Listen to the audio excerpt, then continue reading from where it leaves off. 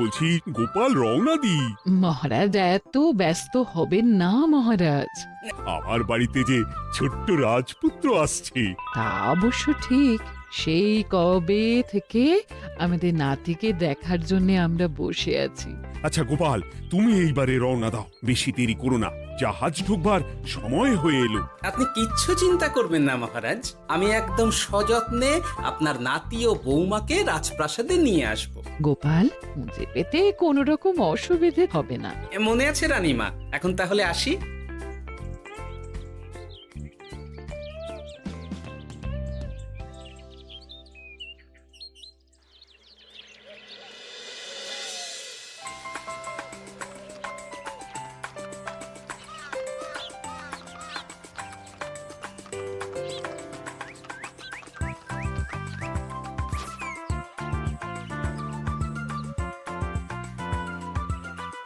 এসো এসো বোমা, এসো। আরে আমার নাতি বাবু যে। বৌমা, পথে আসতে কোনো কষ্ট হয়নি তো? এইটুকু পথ আসতে কোনো রকম কষ্ট হয়নি মা। গোপাল কাকা এত ভালো যে কি বলবো। যাক যাক, গোপাল তাহলে আরো একবার আমার মান রাখলো। যতদিন গোপালের ধরে থাকবে তার প্রাণ, সে ততদিন মহারাজের রাখবে যে মান।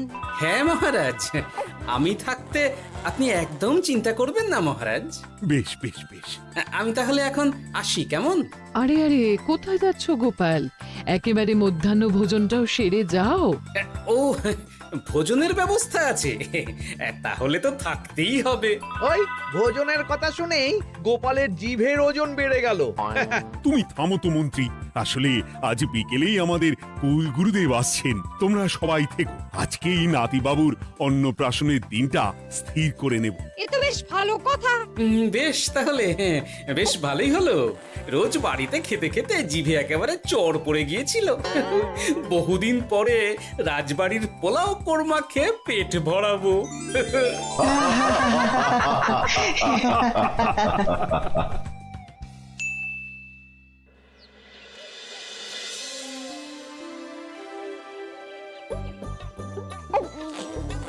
বাহ, তোদের নাতির তো ঢের উন্নতি হবে রে, খুব প্রতিপত্তি হবে, নাম যশ সব হবে, কোনো চিন্তা নেই। গুরুদেব, নাতির শরীর স্বাস্থ্য ভালো থাকবে তো? দেখ, এমনিতে খুব একটা কিছু অসুবিধা তো দেখছি না, তবে হ্যাঁ, সম্প্রতি একটা বড় সড় ঝড় বয়ে যাবে দেখা যাচ্ছে। কি সর্বনাশ গুরুদেব, এসব কি বলছেন? কথাটা কি সত্যি? আমি মিথ্যা বলি না, যা দেখলাম, ঈশ্বর আমাকে দিয়ে যা বলালেন তাই বললাম। তাহলে কি হবে গুরুদেব? এই বিপদ এড়াবার কি কোনো উপায় নেই গুরুদেব? ওরে, তোরা আমার পুরো কথাটা শোন, কথার মাঝেই যদি এত প্রশ্ন করতে থাকিস তাহলে আমি কিভাবে আমার কথাটা শেষ করব? হ্যাঁ, ক্ষমা করুন গুরুদেব, আপনি বলুন বলুন। শোন, ওর কপালে ঝড় থাকলেও সে ঝড় ঠিক কেটে যাবে, চিন্তা করিস না, ভগবান আছেন, উনি বিপদ ঠিকই কাটিয়ে দেবেন। যখন বিপদ চরম সীমায় পৌঁছে যায় তখন ঈশ্বর নিজে এসে আমাদের বিপদ মুক্ত করেন। সত্যি গুরুদেব, ঈশ্বর নিজে আসেন? হ্যাঁ, নিজে আসেন। জয় গুরুদেবের জয়। গুরুদেব, এইবারে তাহলে আপনি একটা শুভ দিন বলে দিন, নাতিবাবুর অন্নপ্রাশনটা ধুমধাম করে দিতে হবে তো। আজকের পর থেকে ঠিক 3 দিন বাদে একটা খুব ভালো দিন আছে, ওই দিন তাহলে অন্নপ্রাশনের ব্যবস্থা কর। বেশ বেশ, তবে তাই হবে গুরুদেব, তাই হবে। গোপাল, তাহলে সব কিছুর বন্দোবস্ত করা শুরু করো। সে আর বলতে রানীমা, আমি আগামীকাল থেকেই একদম জোর কদমে মাঠে নেমে পড়বো। হ্যাঁ রানীমা, আমি কোনো দায়িত্ব নেব নাকি? না থাক, যদি প্রয়োজন হয় তুমি গোপালকে সাহায্য করো।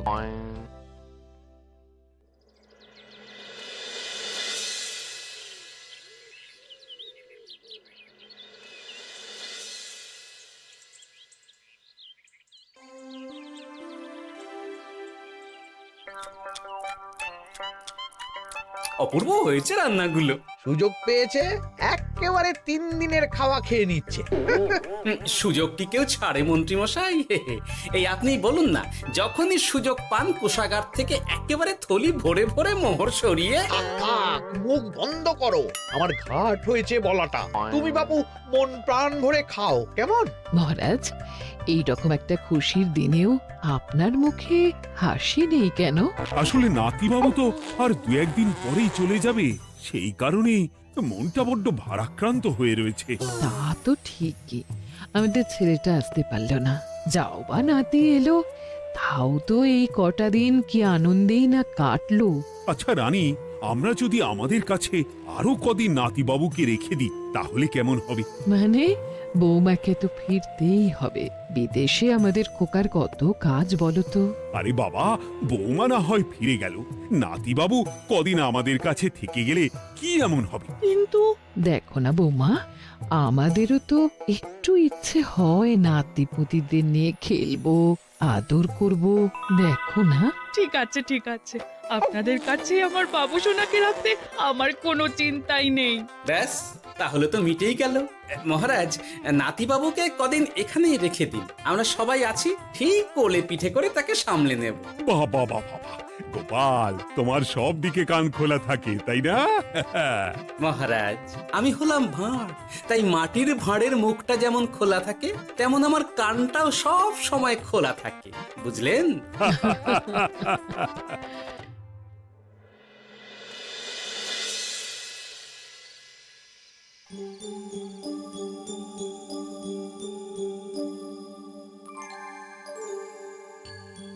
কি ব্যাপার মহারাজ, আপনি এখনো শোননি কেন?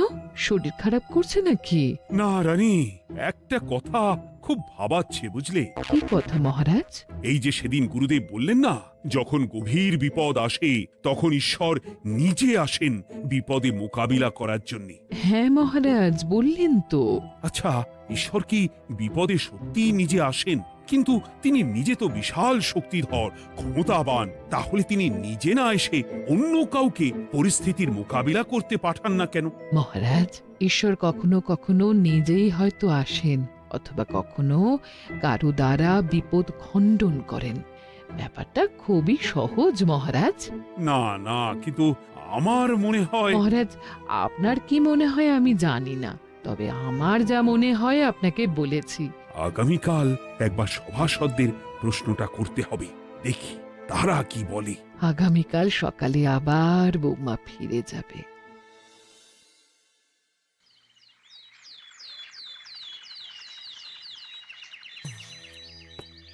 আমি তাহলে আসি, আমার সন্তানকে আপনাদের কাছে কদিনের জন্য রেখে গেলাম, ওকে খুব যত্নে সাবধানে রেখে দেবেন, কেমন? তুমি কোনো চিন্তা করো না মা, আমাদের নাতিবাবু একদম দুধে ভাতে থাকবে। কদিন একটু দেশের মাটিটা চিনে নিক, তারপর না হয় আবার বিদেশে পাড়ি দেবে। এই বলো সোনা।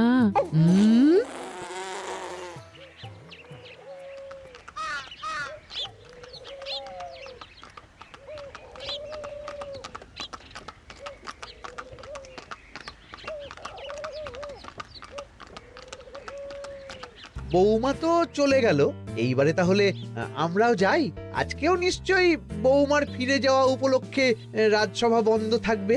ভুলেও এই সব কথা ভেবো না মন্ত্রী, চলো এইবারে সবাই রাজসভায় চলো, তোমাদেরকে একটা খুবই গুরুত্বপূর্ণ প্রশ্ন করব। সেরেছে, মহারাজ আবার কি প্রশ্ন করবেন ভগবান জানে। সবাই রাজসভায় এসো।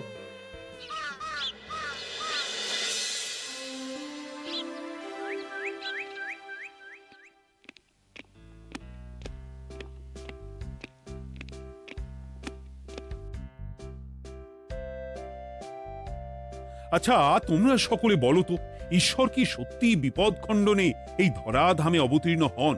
আচ্ছা, তাই যদি হয় তাহলে ঈশ্বর নিজে না এসে তার প্রতিনিধি হিসেবে অন্য কাউকে বিপদ খণ্ডন করতে পাঠান না কেন? হ্যাঁ হ্যাঁ, ঠিকই তো।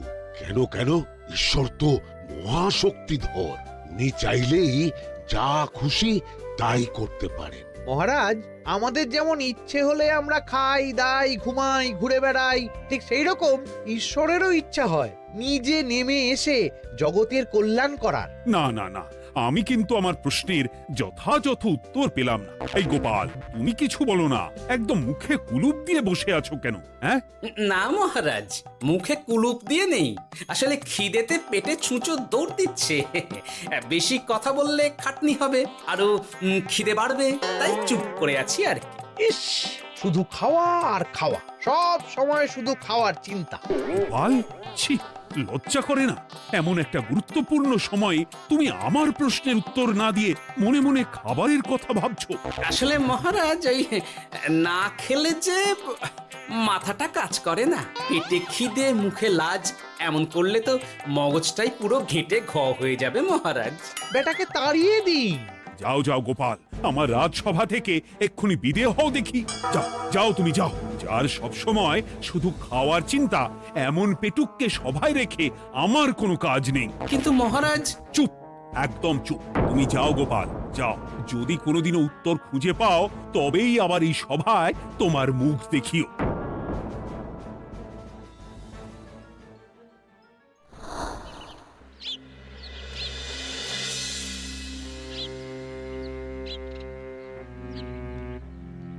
মহারাজ যে এমন সামান্য কারণে আমায় রাজসভা থেকে বার করে দেবেন ভাবতেও পারিনি। এখন কি যে করি, একে তো মাসের শেষ, সংসারে তুমুল টানাটানি। এক কাজ করি বরং, গিন্নিকে নিয়ে কদিন শ্বশুর বাড়ি চলে যায়, কদিন পায়ের উপরে পা তুলে আরাম করে আয়েশ করে দিন কাটাবো। হ্যাঁ, তাই করি।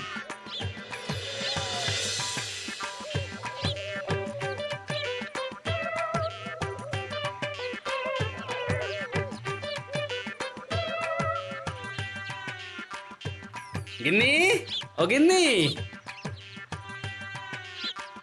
বলছি কি, ওই শিগগিরই তল্পি তল্পা গুছিয়ে তোমার বাপের বাড়ি চল। এই কটা দিনের জন্য দুজনে ঘুরে আসি, বুঝলে? কি ব্যাপার? তোমার হঠাৎ করে আমার বাপের বাড়ি যাবার হিড়িক কেন? কিছু মতলব আছে নাকি? আমি না তোমার স্বামী?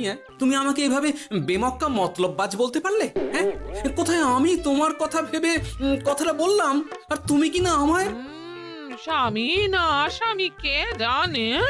এই গত 3 মাস ধরে বাপের বাড়ি যাওয়ার কথা বলছি, তুমি তো তখন কানেই নিচ্ছিলে না, এখন হঠাৎ? আচ্ছা আচ্ছা, বুঝেছি বুঝেছি, অনেক ঝগড়াঝাটি হয়েছে, এইবারে তল্পি তল্পা গুছিয়ে চলো, মেলা সময় বয়ে যাচ্ছে। কি এক্ষুনি যাবে নাকি? সন্ধে হয়ে এলো তো। সন্ধে হয়ে এলো তো কি হয়েছে, চলো চলো চলো, শিগগিরই চলো। ঠিক আছে, আমি প্রস্তুত হচ্ছি। তুমি তাহলে একখানা গরুর গাড়ি ডেকে আনোগে, যাও যাও। আরে মিছিমিছি গরুর গাড়ি রাখবো কেন? আরে বাবা, আমরা হেঁটে যাবো, হেঁটে। কি বলছো? এতটা রাস্তা বনের মধ্যে দিয়ে আমরা হেঁটে যাব? হ্যাঁ, শোনো গিন্নি, ওই বাতের ব্যথায় না হাঁটাটা বেশ ভালো, বুঝলে? চলো চলো, দেখবে কোনো রকম অসুবিধে হবে না। হ্যাঁ, আমি তো আছি নাকি? হ্যাঁ,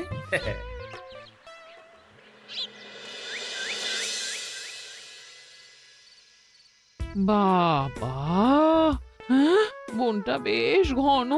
বলি, এই সময়ে এই বনের মধ্যে দিয়ে কেউ হেঁটে যায়? মেলা গজগজ না করে চুপচাপ এসো দেখি।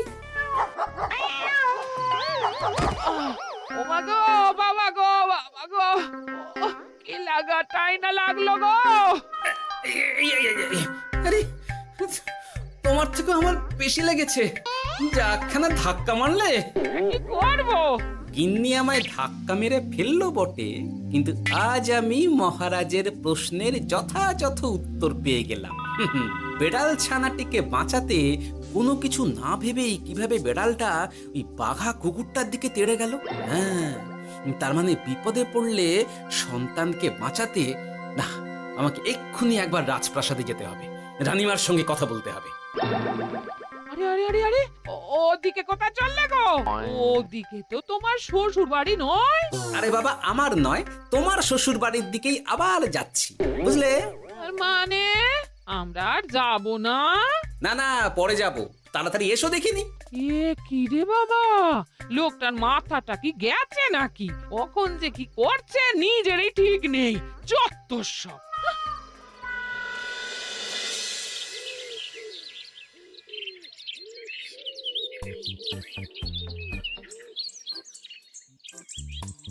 আরে গোপাল দাদা, তুমি এখন কি ব্যাপার গো? আমি একটু রানীমার সঙ্গে দেখা করতে চাই, খুব দরকার। কিন্তু এখন তো সকলে ঘুমাচ্ছে, তাই আমি তো এখন তোমাকে ঢুকতে দিতে পারবো না। আরে অযথা কথা না বলে পথ ছাড়ো, ভিতরে ঢুকতে দাও।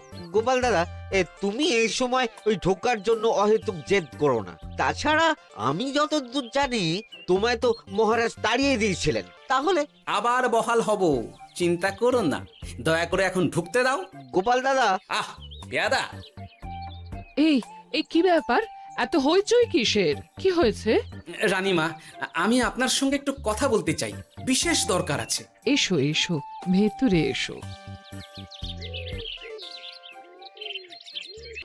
তাহলে মহারাজকে তোমার পরিকল্পনা মতো বাইরে নিয়ে যেতে পারলেই উনি ওনার প্রশ্নের উপযুক্ত জবাব পেয়ে যাবেন, বলছো? সে ব্যাপারে আপনি 100% নিশ্চিত থাকুন রানীমা। এখন আপনি শুধু আমার পরিকল্পনা অনুযায়ী মহারাজকে নৌকা বিহারে যেতে রাজি করান। তারপর কি হয় সেটা আপনি নিজেই সচক্ষে প্রমাণ পেয়ে যাবেন। তোমার উপরে আমার অগাধ আস্থা গোপাল। ঠিক আছে, তুমি যেমনটা বললে ঠিক ওইভাবেই আমি নৌকা বিহারের ব্যবস্থা করছি। রানীমা, দেখবেন এই পরিকল্পনাটা যাতে কোনোভাবেই পাঁচকান না হয়, তাহলে কিন্তু সব ভেস্তে যাবে। নিশ্চিন্তে থাকো গোপাল, কিচ্ছু হবে না, নিশ্চিন্তে থাকো।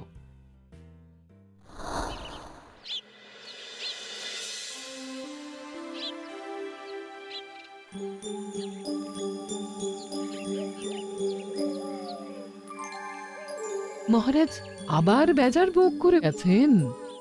কি করব, আমি এখনো যে আমার প্রশ্নের উত্তর খুঁজে পাইনি। এইভাবে আপনি আর কতদিন মুখ ভার করে বসে থাকবেন শুনি? কি জানি, কিছুই আর ভালো লাগে না যে। বলছি শুনুন না মহারাজ, নাতিকে নিয়ে চলুন না, আমরা একটু নৌকা বিহারে যাই, তাহলে ওরও ভালো লাগবে আর আপনার মনটাও বেশ অন্যরকম হবে। ঠিক আছে, তাহলে চলো একটু নৌকা বিহার করে আসি।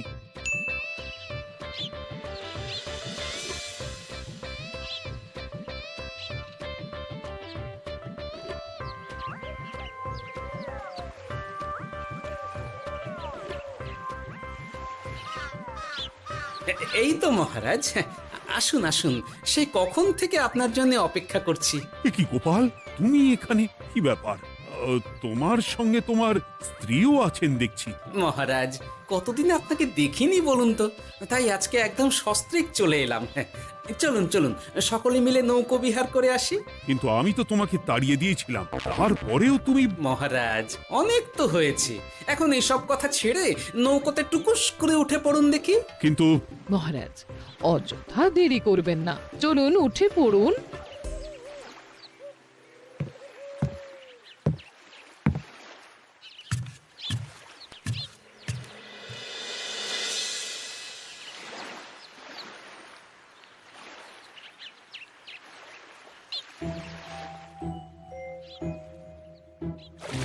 এ কি?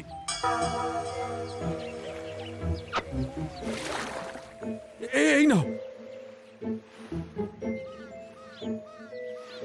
দেখো দেখো, ও কোনো সাড়া শব্দ করছে না কেন? সারা শব্দ করবেন না মহারাজ। মানে এসব কি বলছো? এই পুটুলির ভেতরে তো আপনার নাতি নেই, এখানে নাতির বদলে রয়েছে একখানা খেলার পুতুল। এসব কি বলছো তুমি?